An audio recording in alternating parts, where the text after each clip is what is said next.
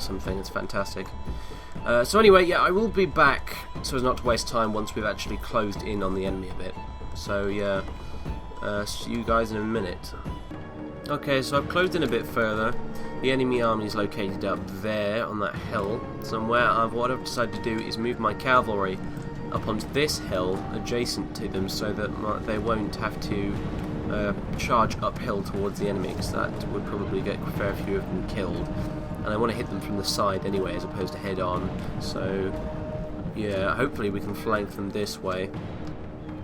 I might outnumber them by a huge margin, but I don't necessarily want to take unnecessary casualties in dealing with them, because there is of course that other stack of rebels milling around sort of across the way on the other end of the river, so that we saw earlier. So anyway, once these guys are in position and I've moved up a bit further, I'll be back again.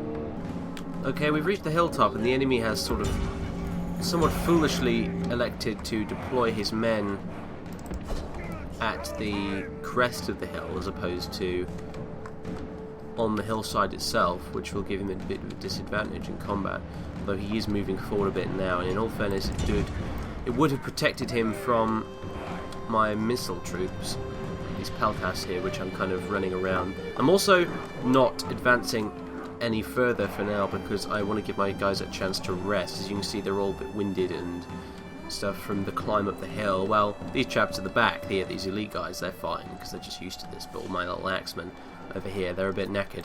So yeah, we're losing a lot of dudes, but that's okay. Peltas are pretty replaceable. See if we can kill a few of these heavy axemen. They don't have any shields, so they should be particularly susceptible to enemy javelins.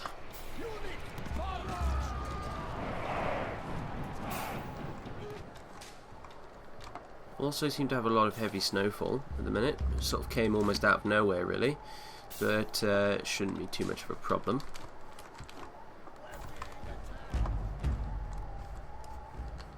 I'm going to move these cavalry over here just a little bit.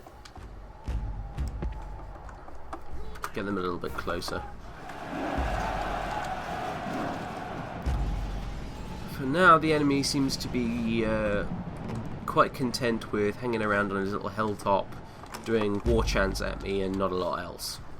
All bark and no bite, as they say. By the sounds of things. No, don't charge. Don't do that. That would be bad. There's not a lot of you left, but I might as well keep you alive because I can retrain you and use the experience.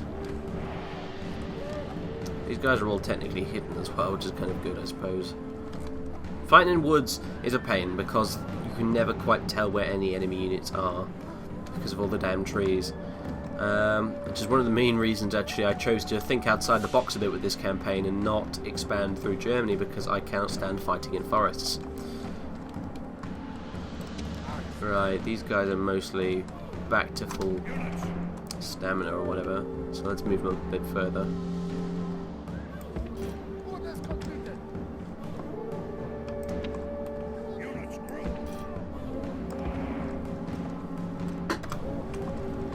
See how the enemy reacts to this advance. What have we got here? They're the mercenary cavalry, aren't they? Right, okay. Do I have any spears I can counter them with? I'm thinking probably not. Oh, we do, actually. We have these heavy spearmen. Actually, I forget about that. Anyway. And they're on the correct flank. They're on the left flank as well, which is good. So if the mercenary cavalry try to make a move, we'll skewer them to bits, hopefully. On that note, I will move these chaps over a little bit further to here, just to back up those axemen on the furthest left flank.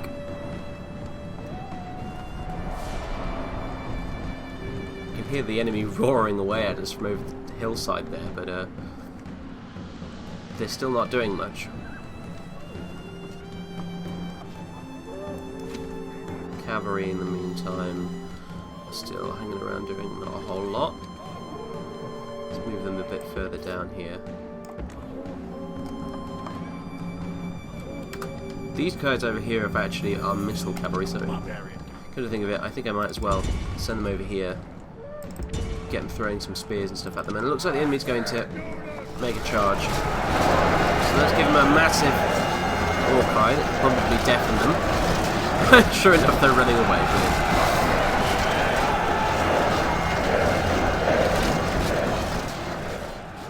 Excellent.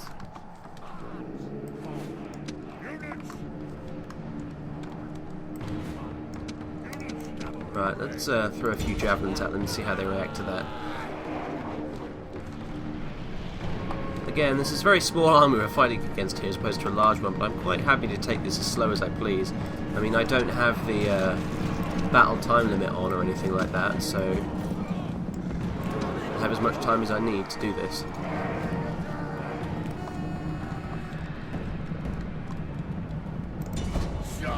In fact, depending on how long this video is and how much I want to do, I may even... Oh!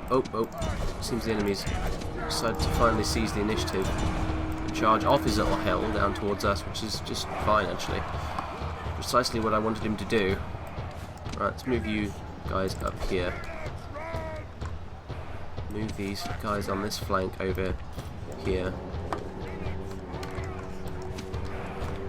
Move these cavalry over here as well.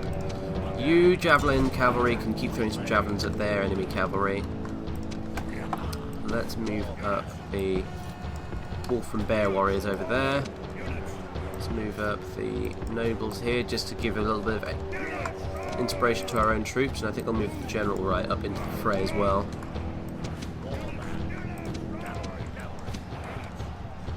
Okay, so the axemen are fighting the enemy cavalry, and they do seem to be winning actually, in spite of what I might have thought. So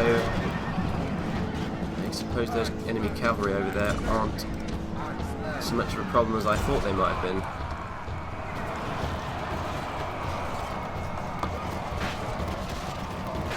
And these guys are attempting to throw javelins at point blank range, and a lot of them are dying as a result of it.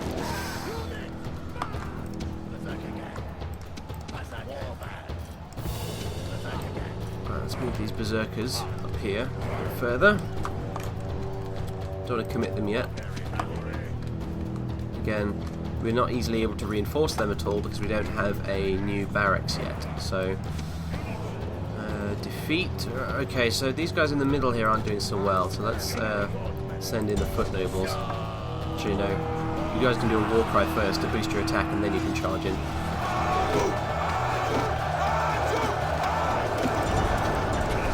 No, go in and get him. Bring me some heads, fools. And right, those guys also seem to be doing quite well, so let's head on in and give them a hand. Let's send in these axemen over here to take out these skirmishers.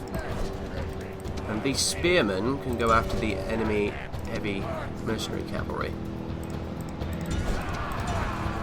who already seem to be pinned down by some axemen over there, which is excellent, which means we'll have them pretty much surrounded. So I'll send in the cavalry, just to add insult to injury, I think.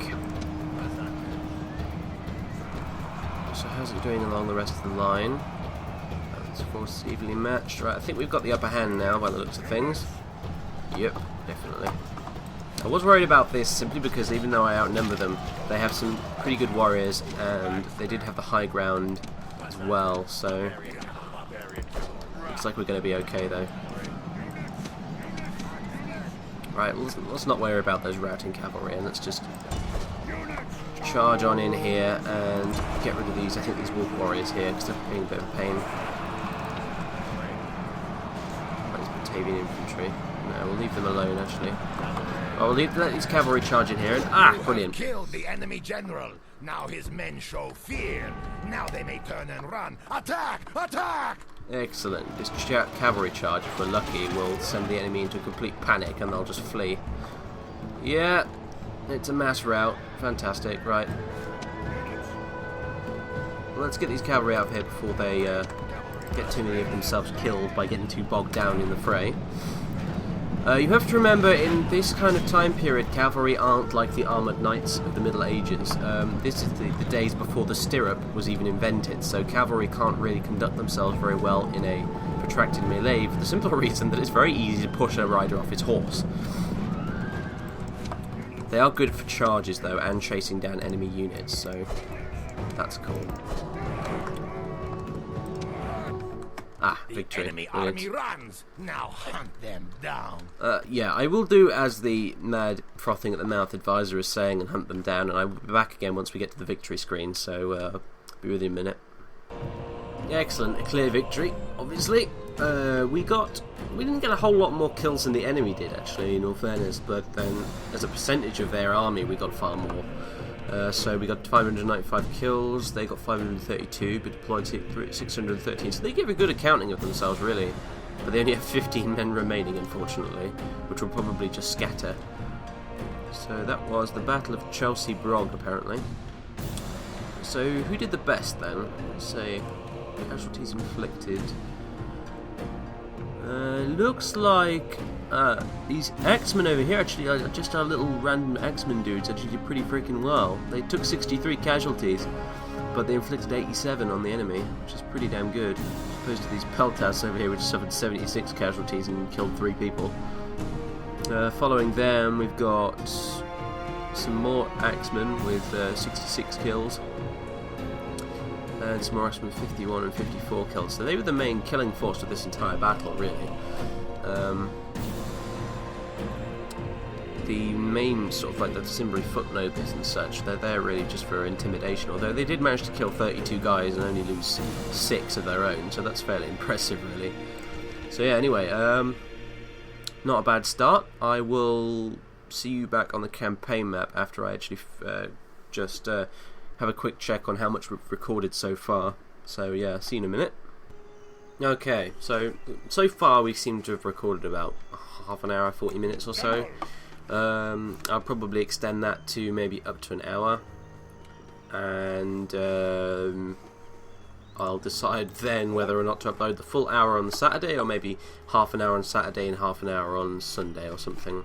But anyway, fine, we've won our first battle with Ario Gazers over here. He, as a result of that battle, actually gained a new retinue member, which is a famous warrior, and this will provide a good opportunity for me to explain the way characters work in this. So we're going to send him back to Suthan and Kimbros. And right, yeah, I need to click on that. And let's move these guys out of here first of all. Move out. So these guys have some room to get back in there. And we can't retrain any of them for now because they've not got decent barracks there, but we're going to build the muster field now anyway, so leave the other army sort of milling around outside for now. With Ricky in charge of them. Now anyway, yeah, let me explain how this works. Each character you have, you can see all their information on them when you either click on them out here in the field or whether you click on them in a city. Let's crank up the taxation on there again. They have three sort of stats: command, management, and influence. They all affect different things. Command principally battles, management principally settlement management, and same for influence. They also have a retinue, and they have traits. Now, retinue are sort of people or things, or even titles sometimes, which this character has in his possession. These can be transferred to other characters. Say if I had another general in this army, another character, I could click and drag this across to him and give him that character, which is what I'm going to be doing soon, actually, up here with Herm and the King. And you also have traits which can't be transferred, and they're unique to this one character. So, for example, we have Ario here, who in his retinue he has a bard, which gives him +1 influence, a beastmaster, who gives him +1 command when commanding cavalry, and a famous warrior, which he got in the last battle, which was awarded to him after it ended, which gives him +1 command, +1 morale for all troops on the battlefield, and 10% discount on unit training costs.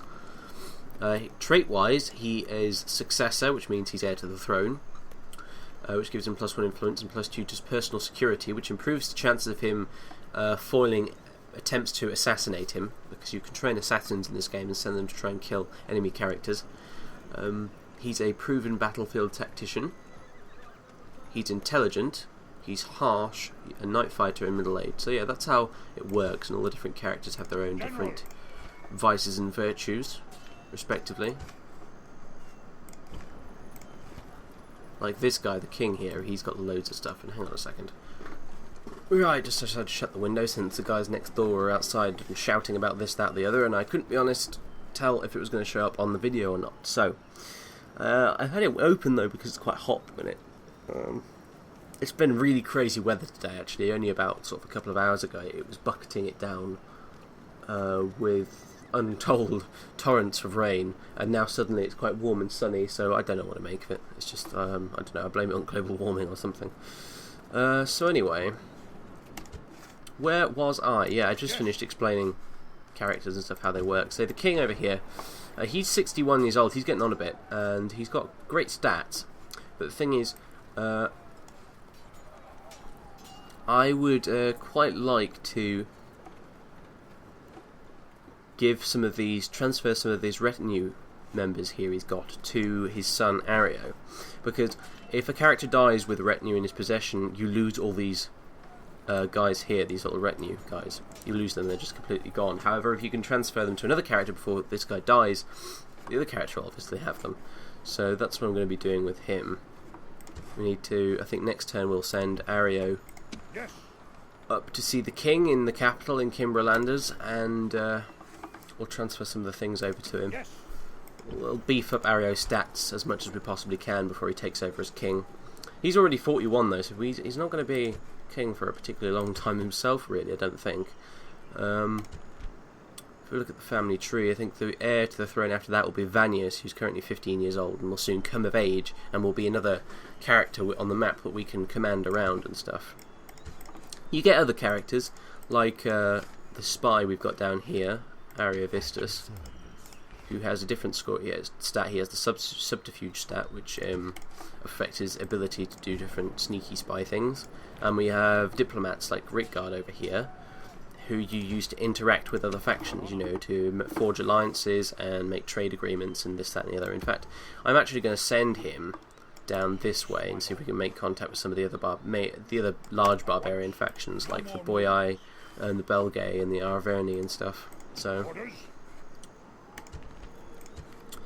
Ricky and Harry, you guys can, well, I guess you can really just stay put, in all honesty. They can head back into town after this lot are out of the way, because I'll send those lot back up there with Ario to get retrained in Kimberlanders to replace all the losses we had, because as you can see, some of these guys have only like 40 or 20 men left in each unit. We could merge them. If we were off on campaign somewhere and we were very far away from home, we weren't able to retrain them anytime soon. We could click and drag them over and merge them into one unit. So merging this one and this one would make one unit with 61 men in. However, you would lose some of the experience gained by them. So it's more, in the long run, it's better to retrain them. But sometimes if you can't, it's better to merge them so they're a bit more used to you on the battlefield. Because a smaller unit will be far more likely to rout in a battle. So, yeah. In the meantime, I think, right, we've got the Musterfield building down there. In Kimberlanders we don't actually have anything building, and we have lots of money, so let's build that assembly of warriors. And we'll end the turn.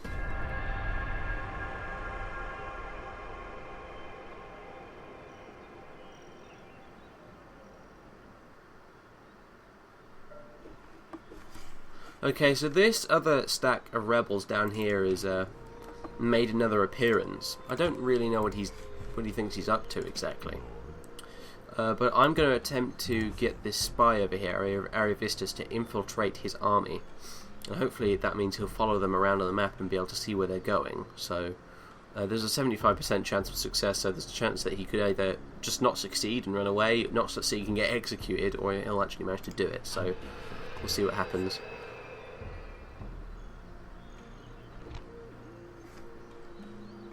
Ah, brilliant, so he's managed to do it. And so we've got 4 units of Baltic infantry who are fairly good in terms of stats. Some Proto-Slav spearmen, which aren't particularly fantastic. Some more mercenary cavalry and such. and some peltasts and slingers, and that's about it really.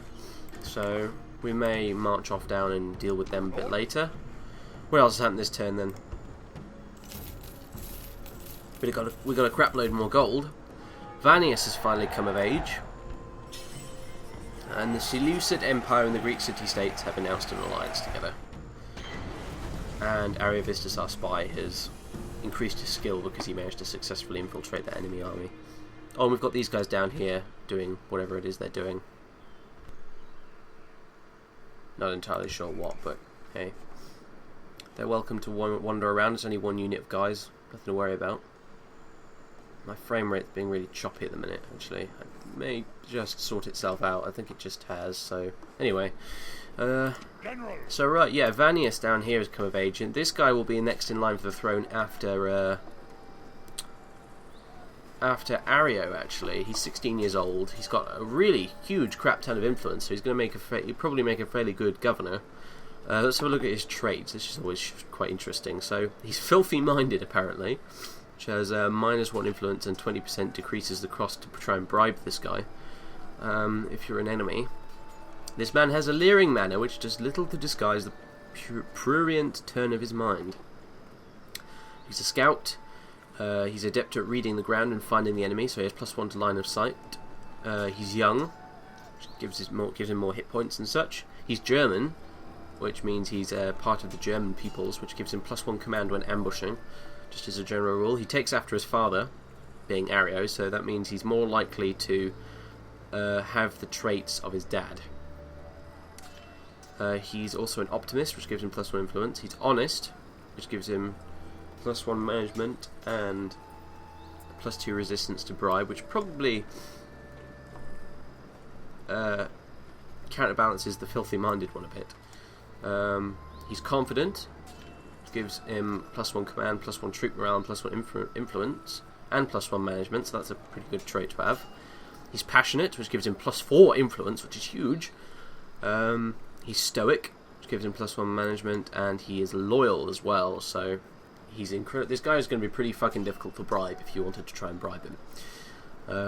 Also gives him more influence. So yeah, this guy will probably one day in the distant future make it not a bad king, actually, provided some of these traits of his, like the filthy-minded one, don't develop. Because traits can develop based on what the character does during the game. Say, for example, sometimes you can get a character who's maybe slightly loopy in the head, and depending on what you do with him in the game, like I think if you leave him around in a city, just sort of sat by himself doing not a whole lot in the game, the trait can develop further, and he can become gradually completely insane, which will obviously have plenty of negative effects. That I found actually came up quite a lot when I was playing as Rome. I had quite a few little Caligulas running around at one point when I played this ages ago. We've got a couple of boats have finished, which is good news, so I'll send them. This guy can go off scouting around here, and you can go off scouting around here. Right, so let's send you and your army up to Kimberland. Well, we'll send some of you up there anyway. Yes, General. Yes, Chief. Let's get all the axemen in there because they need retraining. We'll get the peltasts in there, and we'll send obviously Ario in there as well, so I can transfer some of these retinue guys here, like the bodyguards, the civilized slave, and the hunting dogs to him.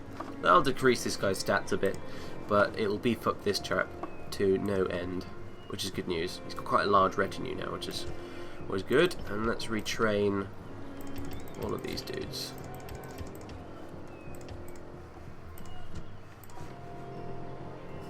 I'm getting some really bad frame rate issues at the minute here, guys. I'm not entirely sure what's causing it or what I can do about it, so you'll have to bear with me a second.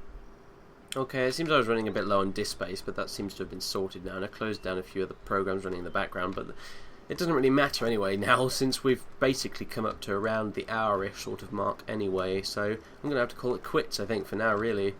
I'm going to carry on playing this campaign, though, obviously, in the meantime. If you want to see some more Roma Surrectum 2, do let me know. in the comments and such, because I always enjoy a bit of feedback. And yeah, if you do want to see some more of this, you make sure to let me know, and we'll see if we can't work something out in the future. I may either come back to it another weekend in the future sometime, or we may even start a whole brand new Let's Play of the damn thing. Who freaking knows?